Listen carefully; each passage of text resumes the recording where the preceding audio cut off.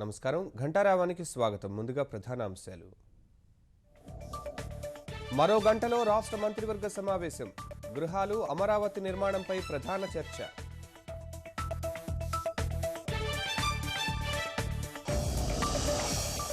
స్థిరంగా అల్పపీడన ద్రోణి.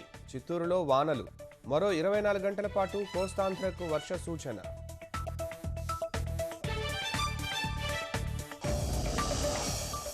కడప జిల్లా ప్రజల్లో వణుకు పుట్టిస్తున్న భారీ గుంతలు. వరుస ఘటనలతో గ్రామాల్లో భయాందోళనలు.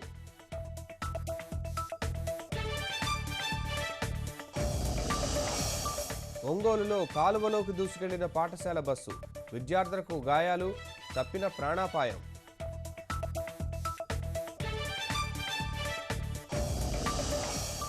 విశాఖ జిల్లాలో మళ్లీ మావోయిస్టుల కలకలం. కుంకుమపూడిలో రేషన్ దుకాణం ధ్వంసం.